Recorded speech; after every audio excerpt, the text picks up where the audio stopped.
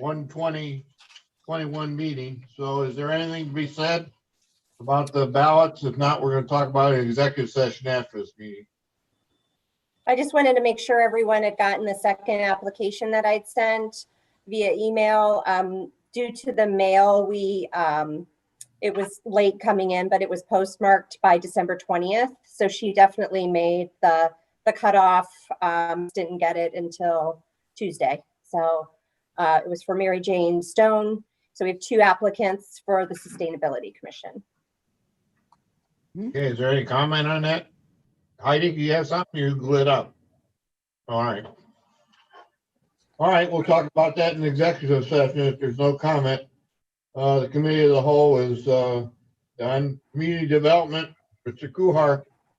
Well, we have Bridget going to tell us a little bit about the enterprise agreement with Davy Tree, I think. Yes, thank you. As the memo I distributed to the city manager who shared it with you through his communication, Davy Tree is expanding at its corporate location on 1500 North Manaway. They're adding basically a 3rd wing to the existing corporate center. It's a $14 million investment for 38,400 square feet of additional space. The project is anticipated to begin tentatively around March, dependent upon weather. The enterprise zone agreement, these are similar for those of you that are, it's very similar to the CRA2 agreements that we've worked on with West Main Street. The only difference is the enterprise zone here in the city of Kent applies to the entire city. This is actually the first one that's ever been put in place. Our predecessors established the enterprise zone and did several amendments to it over time, but this would be the first agreement we'd be issuing through this process. It does have some additional notification responsibilities, and it also does get filed with the Portage County Commissioners, but basically that is the only difference from the CRA2.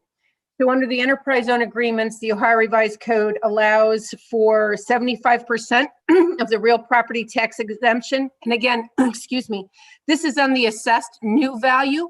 So the existing property tax at the corporate facility will be paid and continue to be paid.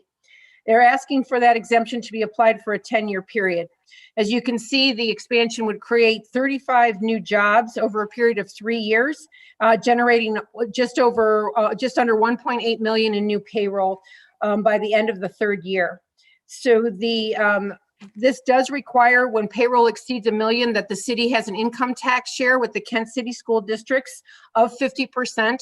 That information has been conveyed to the school. There actually is an advisory review committee that met to make the recommendation to council on approving this agreement.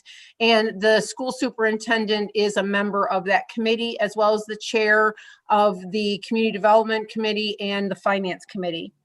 The recommendation was to approve it at the requested 75% for 10 years. And there are some Davy representatives on the line that can speak directly to projects, if any of the project itself, if anyone had questions for them. Okay, any questions, Heidi? Yeah, I have a couple of them. First of all, Bridget, is there a limit to the number of enterprise zones that we can create in the city? Well, this is citywide. So the enterprise zone, Citywide. yeah, Okay. yeah. They made it citywide when they established it. It was done, I believe, when Mike Weddle was here. So they made it, it's basically the jurisdictional boundaries of the entire city. It's an enterprise zone. Now, you wouldn't be able to get a CRA exemption and an enterprise zone. So this was put in place to allow for incentivizing projects and development outside of where our existing CRA 1, 2, and 3 zones are currently in place.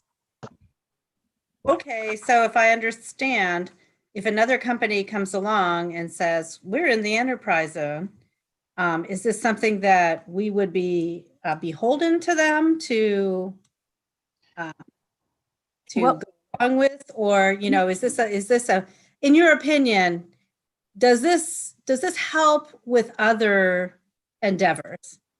It definitely is. And I can't speak for my predecessors, but I anticipate the decision to do this was because we do have a lot of commercial and industrial development that is outside of our CRAs. So we have the CRA 1, which is, we call it the pre-1994. That basically it's an automatic if they're located in that area. But we also have the CRA2, which is the one that deals primarily with West Main, which requires council authorization. So in other words, it's not just you automatically get this. And then we did establish the CRA3, some of you may remember, which was basically in our northwest quadrant. It's out heading towards the jurisdictional boundary to Stowe. We put that in for, because of Mac Trailer, there was discussion of a potential expansion there, as well as Quay Boulevard. Now, none of those came to fruition, but we do have that there. So this enterprise zone would cover all those areas outside of those three.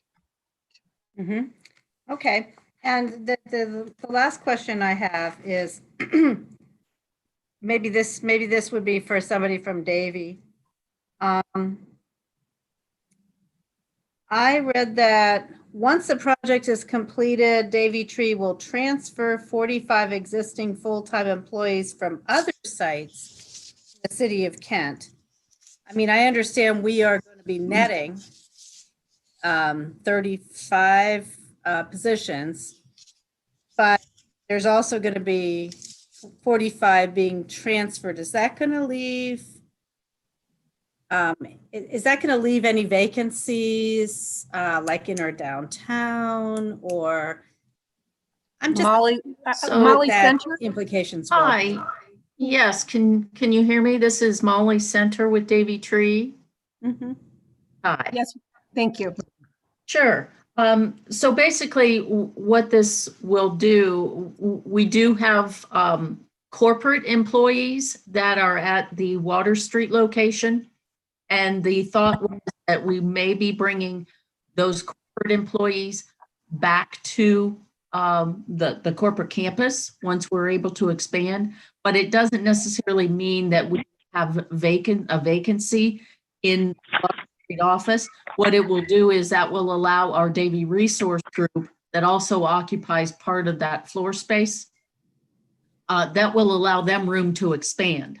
Because since they have, since we moved in there in 2012, we have up until this year, of course, or up until 2020, I should say, of course, we have continued to add staff to that facility. And so we're running a bit out of space there. So that by being able to move corporate staff, and that's like some of our corporate communications or marketing and such, we'll be able to bring those back into our corporate campus. We also leased some space at West River Place. We did a temporary lease there last year, knowing that we would, be developing on the corporate campus, that being the plan. So that was a temporary lease, and we'll be able to move those staff onto the corporate campus also. So that's basically our plan. It would leave a vacancy at West River Place, but that was always the intent going forward. So we do not anticipate any vacancies at the Water Street location. Okay, that was one of my major concerns, was the Water Street location. Right. That's really integral to our downtown, and that's Yes. part of my ward. So I care about Right. I care about all that you're doing, though, and I think it's great for the city. Thank you. Certainly. Okay, do we have any other questions from council? I have a question. Sure. Thanks. Ms. Center, thanks for taking the time to join us, and thank you for Davie's continued support for the city of Kent. I just think this is a great opportunity to help solidify that and keep business in Kent. But you mentioned the resource group also. Is there any updates that you want to give us on the resource group on the east side of 43 there, and what would that? Would the resource group then ultimately move over there and to the east side there, and or would that also bring in other Davie employees that may be outside of the city? Thank you. Do you mean the former golf Yes. course Yeah. there? Yes. Basically, that property is not really intended to be a campus for Davie Resource Group. That is the intent of that is as a training and research center. So we have developed a master plan, which I believe we shared probably late in 2019. Yeah. The master plan for that as a research and development and research and training center. So that is going to be the major focus of that campus. We will have some staff at that location, but it will be full-time staff. It'll be more of our research and training team. And then we'll be bringing Davie employees, the members of the industry in for and outsiders in for training programs that we host and different symposiums with different associations like TCIA and tree and arborist type associations that we participate in. So there's not a plan for developing that as a Davie resource. Okay. Thank you. I had a further question for the. I know this is all interesting, but let's try to keep it to questions and keep it to the topic at hand, which is the enterprise zone. All right. So I have a further follow-up question for the administration. Does this enhance our potential for annexation for that property? That's probably not a Already- question that would be associated with this enterprise Okay, zone. okay, Because that's- that is really a separate and distinct discussion and one that would be further down the road. Okay. This enterprise zone actually opens up the opportunity though for development in other parts of the city, which is something we definitely want to encourage. Okay. Thank you. I appreciate that. Thank you, Ms. Center. Thank you. Questions? Any other questions? Any from the audience? I guess there isn't any. Is there? Okay, let's go back to council with this. I move to approve with the emergency clause. Can I second it? Okay, discussion? I just would say, or it's anything that we can do to help out Davie Tree. That's a great partnership, and it's great to have them as part of our city. I got a text from my nephew out in Denver this morning, and saying he was supporting the local economy because there was a Davie Tree truck parked out in front of his house. So it's a worldwide organization, and it's great to have in Kent. So thank you for your commitment. Yeah. And I would say that, of course, we're proud of Davie Tree and the enterprise zone. I'm very glad that we're resuscitating that concept, and maybe that will help us attract additional businesses and, really create a model for more economic development throughout the city of Kent. So thank you, Bridget, and thank you, Davie Tree, for really pioneering this concept in our city. Robin, did you have some discussion? No, thank you. Saw your little ring light up. Any further discussion? Okay, great. Sounds like a great thing. All in favor of the motion? Aye. Opposed, same sign. And it passes. And with that, I end the Community Development Committee. Okay, we're going to land use, Mr. Ferrera. Yes, we're going to discuss the right-of-way dedication on South Water Street for the Dunkin' Donuts. Yes, thank you. So you've had examples of this before you. Oftentimes when private development goes forward, when they do the survey of the property, a parcel extends out into the roadway. Typically, they dedicate that back to the city. We're already maintaining and taking care of the road. So this just formalizes that process. So this is, as the map shows, this would be the part of the parcel that extends out into South Water Street. Any questions from council? I have something. Oh, go ahead, Heidi. Yeah, has there been any pushback from any of the community? I mean, is there any issue here that we need to know about? Well, actually, the challenges on this one have already been dealt with at the committee level. So there was a variance request from the developer and owner of the site. to the BZA that was denied. The variance request was denied, and they actually took the city to court. The court found in favor of the developer. It was for the applicability of a word of how actually adjacent was being utilized. So the variance was granted, which allowed the project to go forward. The site plan review went to Planning Commission a few months ago. I want to say that it was probably about August.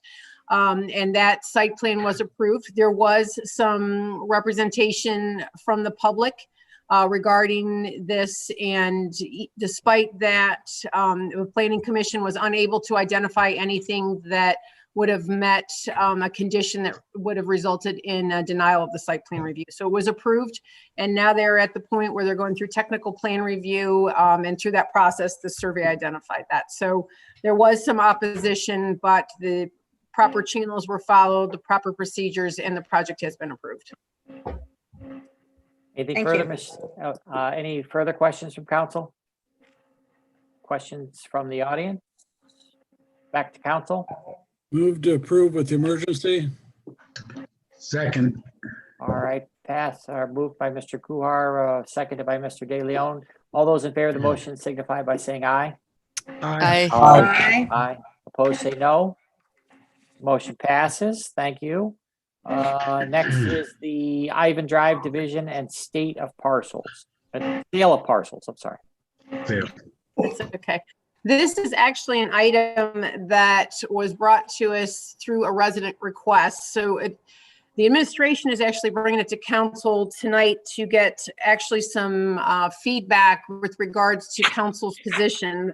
The request involved buying just a portion of a city-owned parcel on Ivan. The owner's backyard is, you can see from the maps that Jen produced, actually abuts it, and the hashed area on the colored map that's attached is the one that the area she was seeking to purchase. So we have typically not sold just a portion of a parcel, and for some understanding of why this parcel is held is there had been at the time that a subdivision plan had been approved many years ago that a cul-de-sac would be added at the end of Ivan Drive. That never came to fruition. As you know, it's called what we would call a paper street. So it was approved on the subdivision plat and plan, but it never was developed. This happens often. So we wanted to present this to you so you understood what was the overall purpose and rationale for holding that property, which is the cul-de-sac. The city arborist has planted the area with trees and some green space areas to improve the look.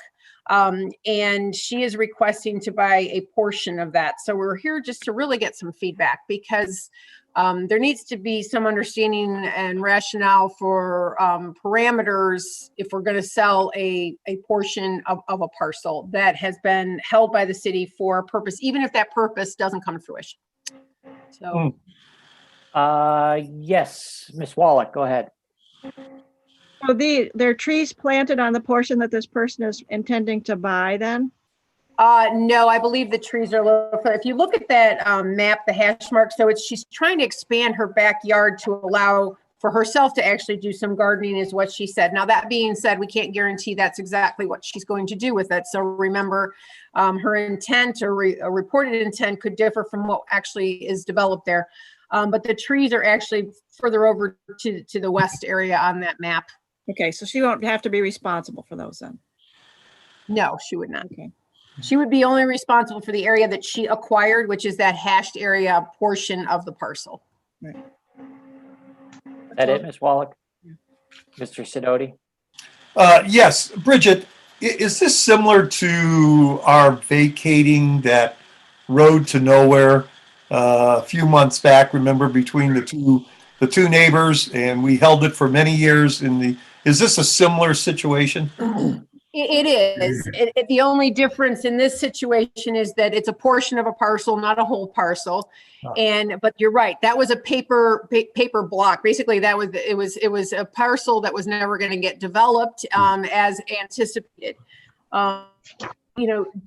we talked about this staff, the zoning and planning staff, when we were looking at the case, and we also would not anticipate that cul-de-sac ever coming to fruition at the end of Ivan Drive. Now, that being said, if council were to support a portion of a sale of a parcel that had that kind of a dedication or planned dedication in the future, I would maybe suggest council consider taking this back to planning commission to have them look at the removal of that from the subdivision plan, or to at least have that discussion. I worry that if we get into a situation where we sell a portion of a parcel, that the whole parcel is needed for something developed, and we sell that little piece off, and then down the road we need to, that could be a little problematic. With the parcel or the block that Hope had brought to you to sell over, that was literally the city sold it and split. It was dedicated, and the property owners on either side took responsibility, which is the way we deal with dedications.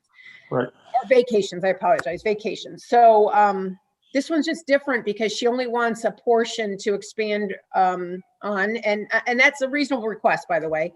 I guess we just don't really have any parameters or benchmarks with which to evaluate these, because you don't want to be arbitrary and capricious and say, well, we'll do it here, but then somebody brings it to us and we decide we don't like that one because for whatever reason, we need to have some kind of objective rationale. And I don't know if you want us to define that, if we should be asking planning commission, because it is is it something you want the administration to identify and bring back for discussion? That's kind of what we're looking for, some guidance. So I'm sorry, in this case, this is a cul-de-sac that in most people's opinion, it's never going to be used.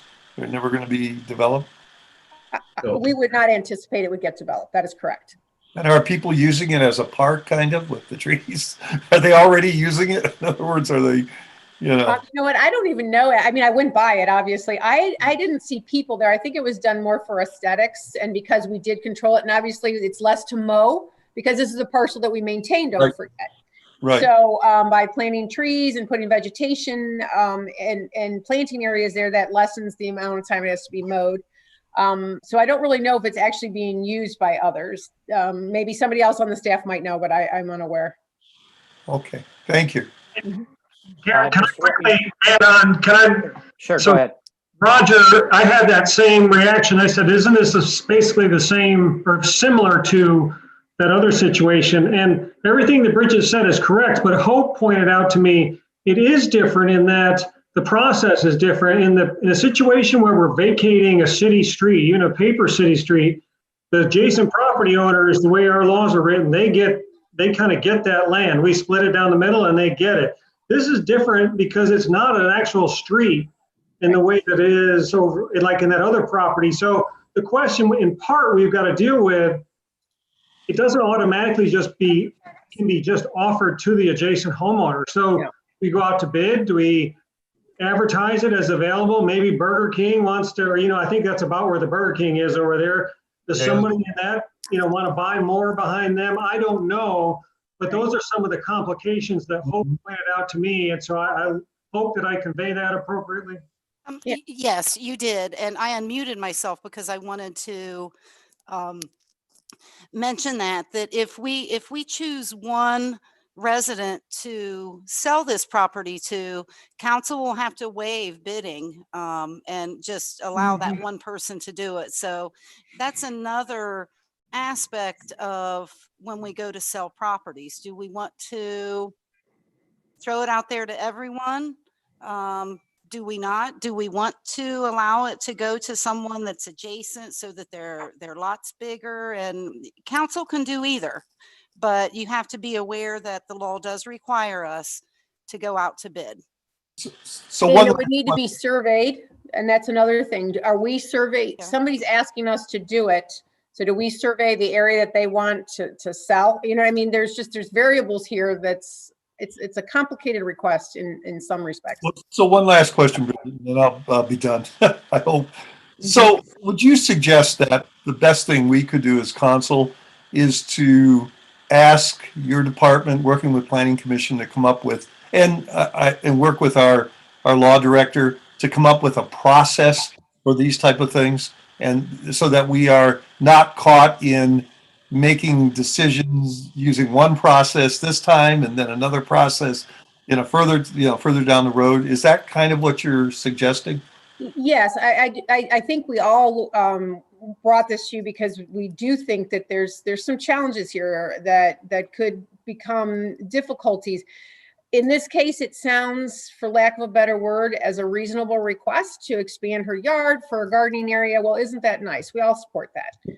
Well, what happens if it's an industrial property up against something and they want to buy the equivalent amount of same space, but it's something that we don't want that use to expand? Well, we've already set a precedent and said that we'll do it without a bidding process. We'll sell a portion of a parcel versus how do we decide what's the portion? Are we good with 20%, 10%, whatever they decide they want to draw for us? So there's just a lot of challenges that could make this, if we don't think it through. And honestly, I to be quite honest, and Hope could shoot me down, or Dave right now, the answer might be that we don't really want to sell a portion of a parcel. That might create too many challenges, because when we do, the administration looks at this, when the law department and the city manager and service and CD looks at it, we might find reasons where, how are we going to make this so that it does stay fair and legal and appropriate? And we might not be able to do that by selling a portion. So right now there's more questions than answers, I guess is the best way to say it. Mr. Kuhar? Couple questions. One, the zoning, what is that? And number two, anybody calculated the cost for survey and replat? We would agree with you on that. It is basically, the zoning would be, I believe this is R3 over there. So it would just stay that, because it's for residential development. But that's another question, because she wants a portion of a parcel, yet it's our parcel to sell. So do we have her do the survey of the portion and bear those costs, or is that something the city does because she's requested it? So those are all things that cannot easily be identified without having some kind of parameters and rationale established for this process. And then going to what's already been mentioned is, how do we justify to the public that it was a non-bidding situation and convince them it wasn't somebody's cousin or something that bought it? Right. Agreed.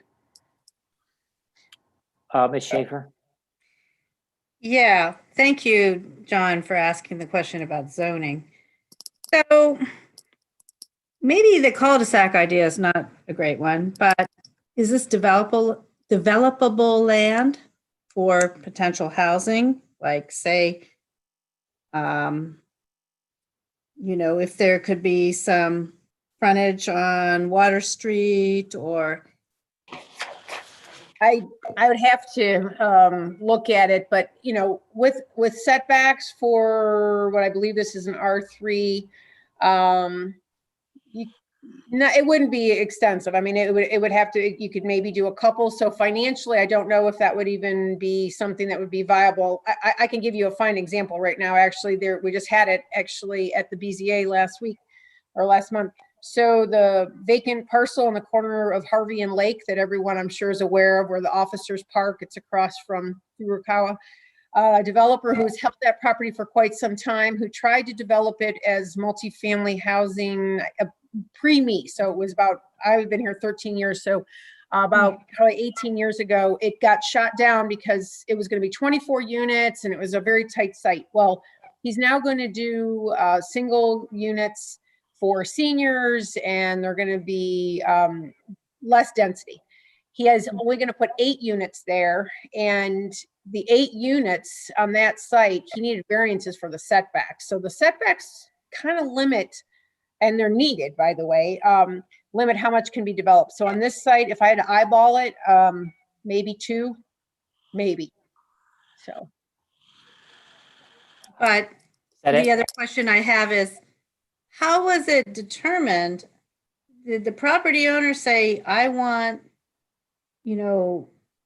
this particular area of land? I mean, yes, that's actually what she did. She contacted Jen and asked about how could she go about acquiring that. And she wanted that because her parcel is kind of an odd shape, as you can see, if the area next to the hash there. So this kind of gives her a larger back area where she can put a planting area is what she wants to do, and kind of gives her more of a buffer on the west side. So she actually, and then Jen drew it based on what she said, so that it was something that we could show you so that you can see in relation to the entire parcel, the amount of the area she's asking. Another question too is this is not a significant portion of this parcel. So there's a lot of time and that would go into this. Is it too de minimis to even for the city to consider? Those are all things that we need to really be looking at. But this is what she asked for. Could she have that same use? I mean, could she just put a garden in on the property and, what's the harm? Yeah, now technically, yes, that would be an encroachment on our property, but we have that all over the city, and we are not in the habit of going and having people pull up their gardens off of city property if it's not something we need. If at any point, we actually had that situation happen for the parking lot that was developed on the west side of Gogler. We had somebody that for the scenes that they paid for that construction of that parking lot across from 315 Gogler. There was somebody that actually had a nice little planting area, but it just happened to be on the area where the city owned it. It was for the parking lot. So we gently worked with them, but it does happen. We would not, but of course she technically wouldn't own it. But could she use it? We would not be stopping her. Maybe Hope would argue we need to stop them from doing that, but Ms. Wallach? Could you just lease the land to her then instead for the garden? I mean, and then the city would still own it. that would be, you could ask Hope about that. I don't know. I would think that possibly that'd be an option. I don't know. And Tracy, what we could do is give her a permit to use our land for a period of time. And in that, we could say, you can use it. You can't put any structures on it. If we come in and say we need it, you promise to give it back to us. That seems like a reasonable way to deal with the situation. Mr. Kuhar, further. Yeah, I was just going to suggest that we could offer her a limited license to use it.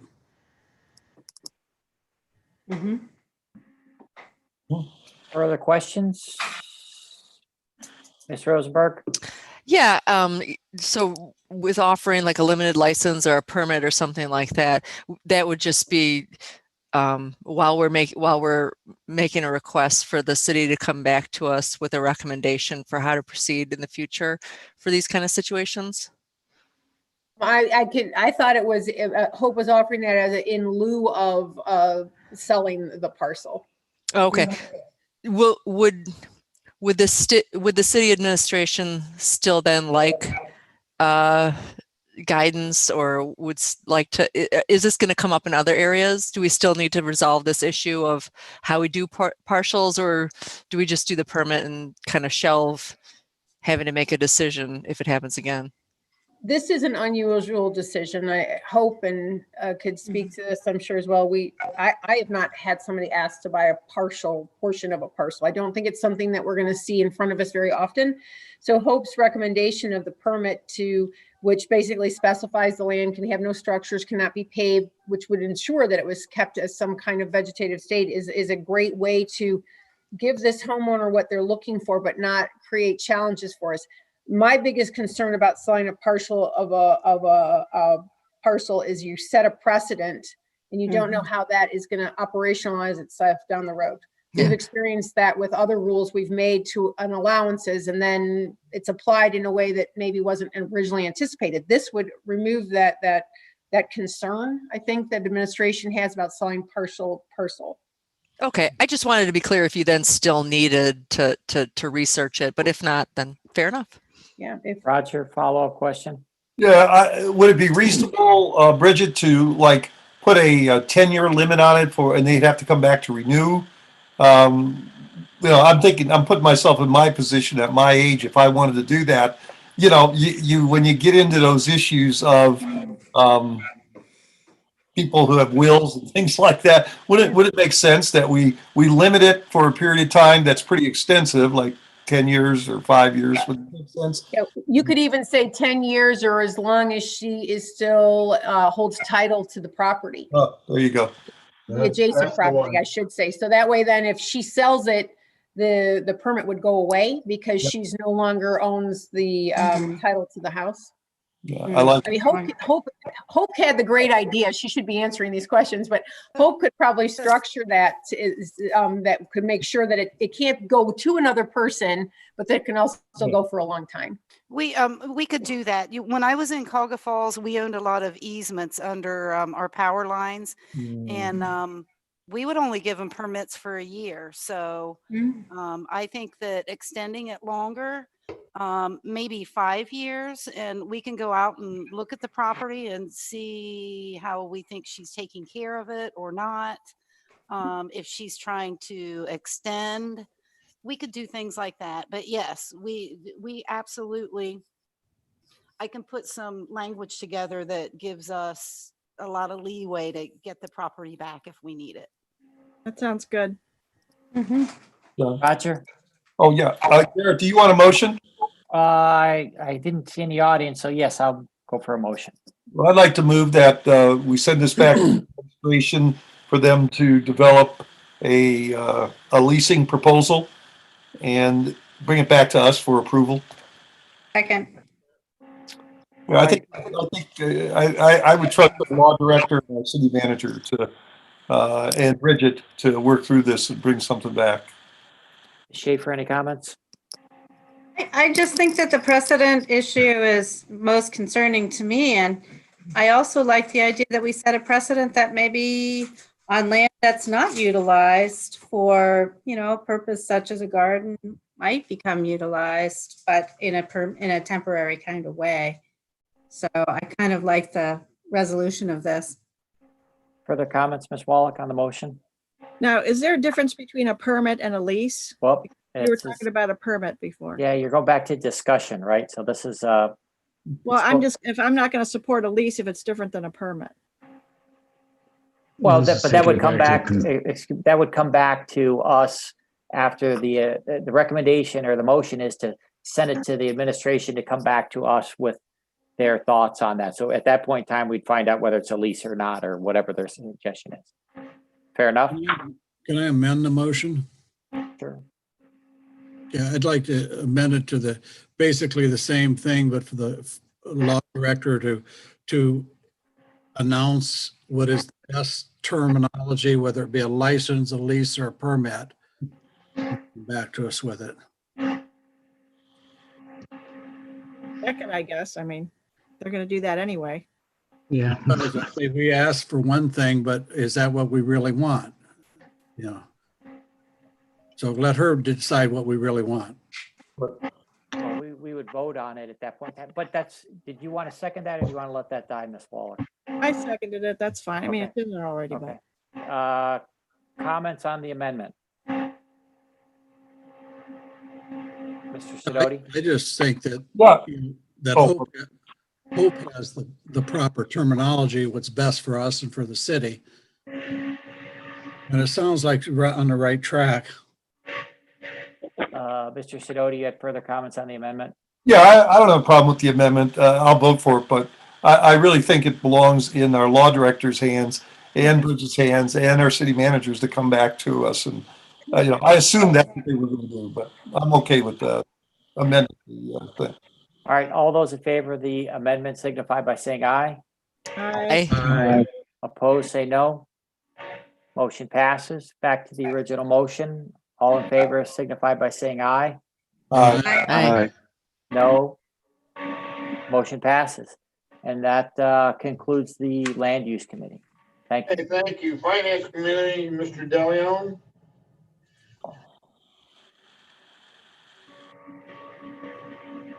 Uh-oh. Mike, you're not frozen, are you? I hope you guys can understand me better than I can understand any, because I can't understand a word anybody's saying pretty much. Well, your mouth isn't working with your voice. Thank you. Neither is yours. We understood that. Parks and Recreation moratorium.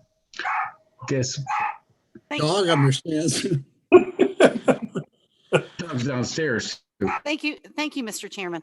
As you recall, back in June, the administration came to you and requested a moratorium for the park impact fee, so that we could take a look at it, send it out to outside counsel to take a look at our ordinance to make sure that it was legal and that it fell in line with any case law that's out there.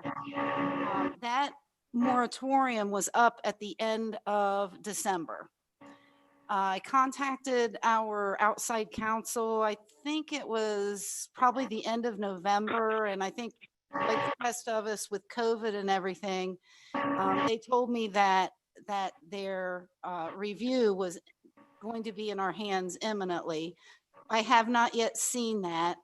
And I am asking that you allow us to extend that moratorium for another 6-month period.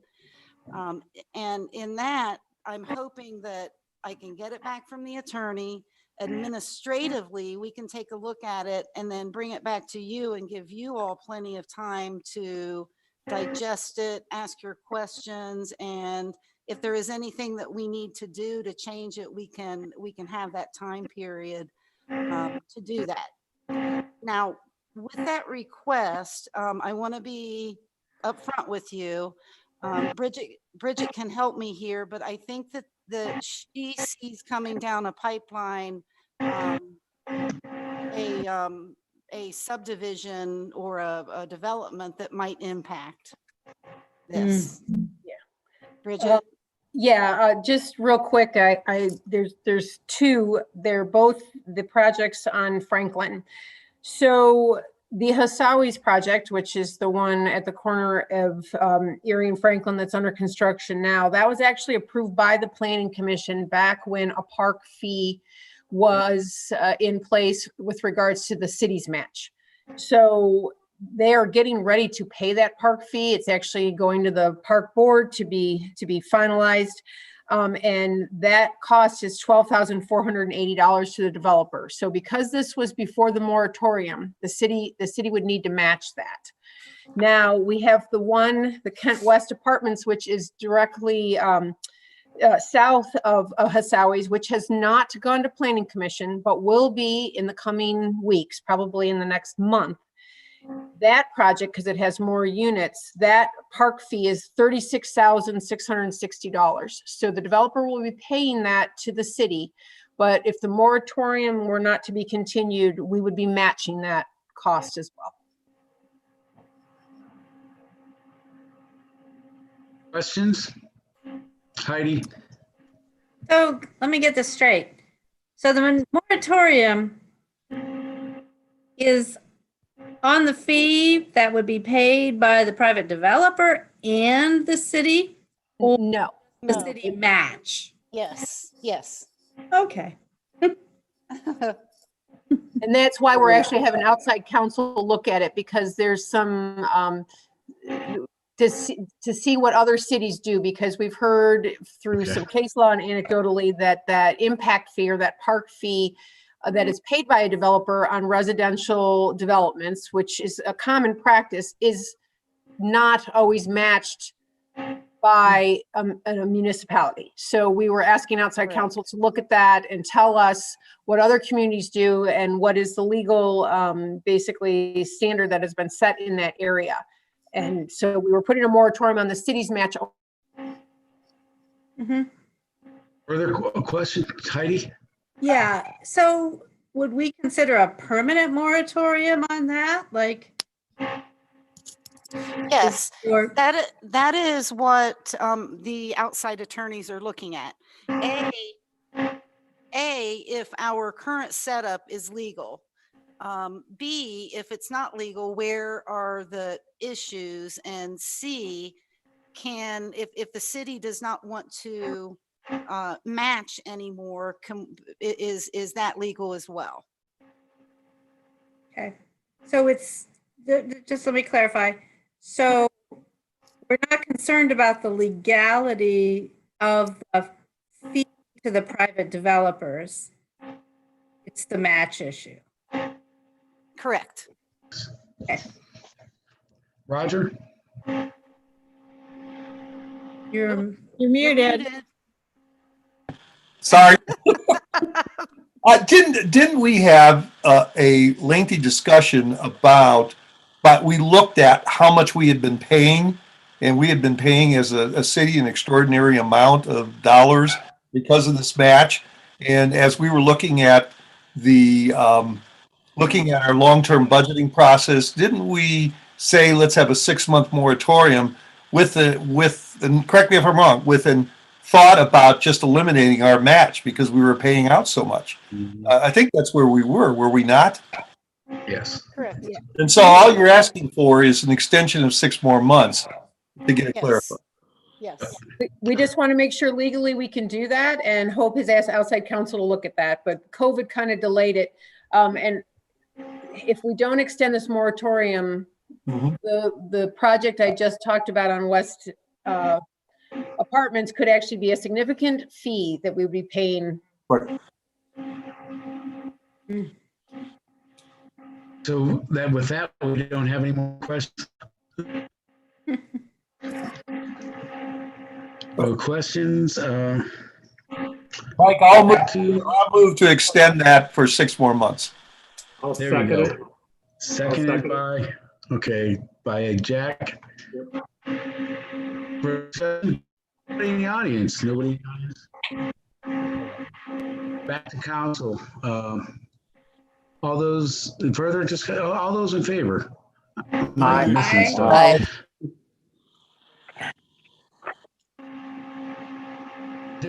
Okay, there we go. I say I can't hear hardly anything I must have bad internet. So grant funding for ballistic vests. Chief Shearer, you clean up well. I don't know about that. So if you remember a few months ago, I came in front of you and just informed you of a grant opportunity that we had the ability to seek through we apply through the Attorney General's office, but the money is awarded by the Bureau of Workers' Compensation. So what it is it's a 75% matching grant. I'm sorry, when I say 75%, the state through the Bureau of Workers' Compensation pays 75%, we pay 25%. So we did get awarded the grant after coming to you originally. So I would just ask that we can accept the grant. The grant funding that they're awarding us is $5,287.71, with our match being $1,762.57. Now, also to clarify, it is a reimbursement grant. So we have already spent those funds, the full amount. So they'll just be reimbursing us that $5,287.71. Questions?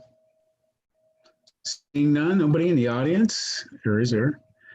Back to council. Move to approve with emergency. Second. Questions or discussion? All those in favor?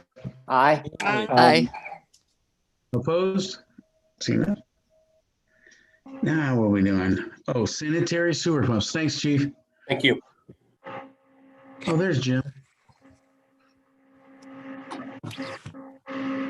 Here we go.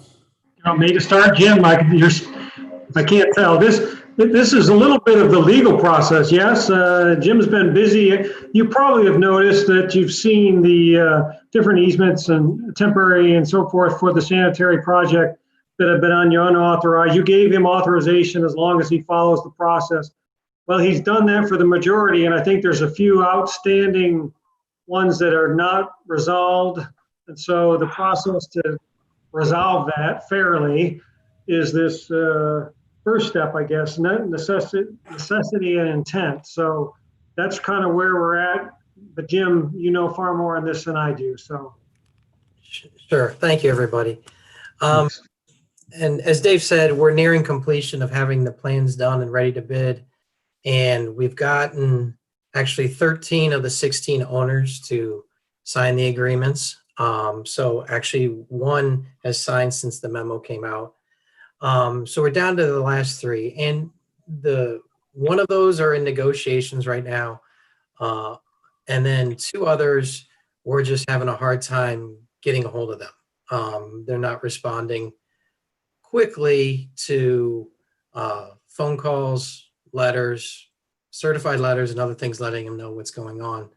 So we just like to start this process so that we can be ready to go out to bid in March or April. And hopefully we'll be able to get the remaining 3 signed before then and not have to proceed with that. So we're requesting your approval for a declaration of necessity and an intent to appropriate parcels from 3 owners for the Southwest Sanitary Pump Station.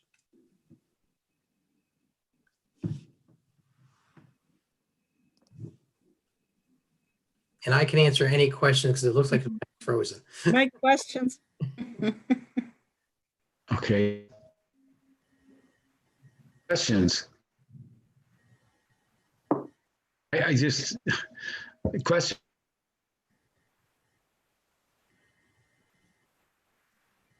Jim, are these folks just avoiding you to avoid you, or how are you looking for a permanent acquisition of their land or just a temporary usage? Sure. So 2 of the cases need a permanent and a temporary easement. Now the temporary easement is there's actually an existing drainage easement that we want to put a sanitary sewer in. So overlaying over the drainage easement, we'd make a sanitary easement. So there wouldn't be much restrictions on those people. It just would allow us to put sewer there in addition. And in fact, would make much sense. We're actually moving the sewer away from their house. It's in the backyard right now. And one of the sewer actually goes under someone's garage. So we're going to be moving it 100 feet away from their house into this existing easement and actually giving them more land back. So the reasons why those 2 haven't responded yet, I believe one of them is that they're just elderly and they're transitioning into assisted living, taking over the property. So there's some difficulty getting back and forth in touch with those people. And then the other one is a rental property. And they've just been difficult to get a hold of and slow to respond. And the third one is really just a sliver of a permanent easement like the other ones, but it's only 105 square feet. And if push comes to shove and they don't want to sign, we'll work around it and move on. So that's what we have right now. None of them, all of these are actually no way can be considered nothing but a betterment to these properties. So I hope that answered the question.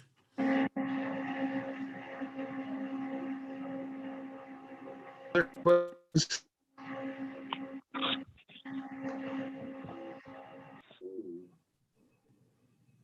anybody. So, is there any further questions? Can you guys hear me? No. Not very well. Iffy. Oh, as I said, Keep I'm not trying. getting nothing here. All right, so We can hear your I'm dog. the dogs now. So take this to council. What do you want to do about this? Looking for a motion. Mike, I'll make a motion to authorize the necessity and intent procedure as presented. Second. Discussion. Anybody from the audience? Back to council. All those in favor? Aye. Aye. You get my dog excited. I'll tell you, I have some bad internet here or something. Oh. All right. Thank you, everyone. Hey, Jim. Thanks. Thanks, Jim. All right, We need an go in executive session.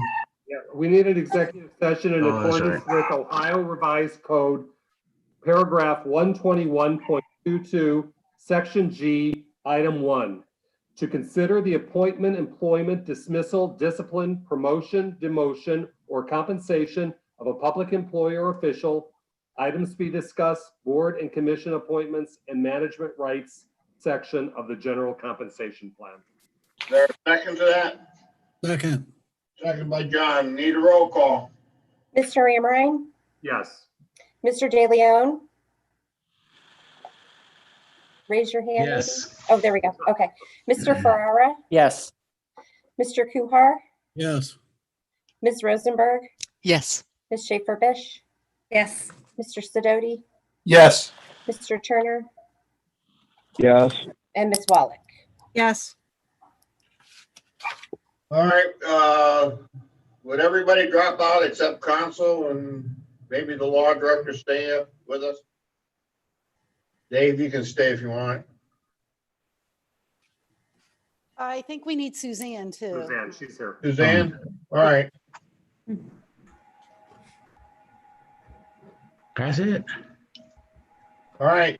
Do we have to quit recording?